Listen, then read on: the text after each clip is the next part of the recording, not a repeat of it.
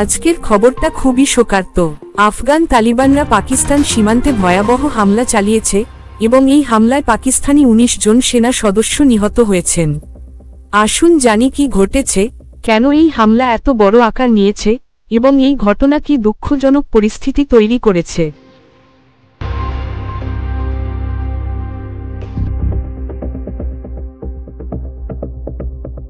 পাকিস্তান এবং আফগানিস্তান সীমান্তে প্রায়ই এমন সংঘর্ষ হয়, তবে আজকের হামলাটি আরও ভয়াবহ। আফগান তালিবান বাহিনী পাকিস্তান সেনার ওপর একের পর এক আক্রমণ চালায়।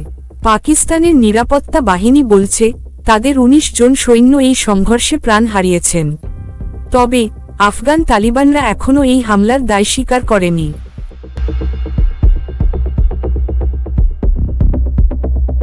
এটি ঘটে যখন পাকিস্তান সেনারা তাদের সীমান্তে নিরাপত্তা জোরদার করার চেষ্টা করছিল। তালিবানরা তাদের আক্রমণ চালায় সেনা চেকপোস্ট, যেখানে পাকিস্তানের ১৯ জন সেনা নিহত হয়। এরপরে পাকিস্তান সেনারা পাল্টা আক্রমণ শুরু করে, কিন্তু পরিস্থিতি আরও উত্তপ্ত হয়ে ওঠে। এই ঘটনায় পাকিস্তানে শোকের ছায়া নেমে এসেছে।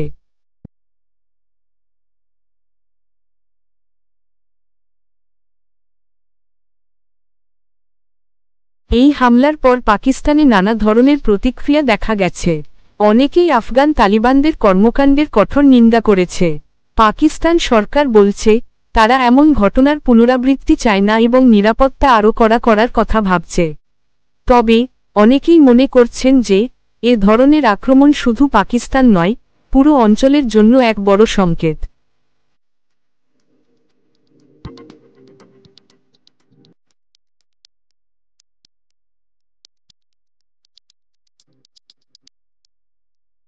বিশ্বের নানা দেশও এই হামলার পর উদ্বিগ্ন।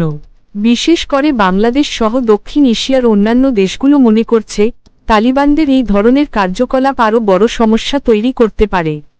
এখন একমাত্র সমাধান শান্তি ও আলোচনা, যাতে এই ধরনের সংঘর্ষ বন্ধ করা যায়। আজকের ভিডিওতে এটাই ছিল।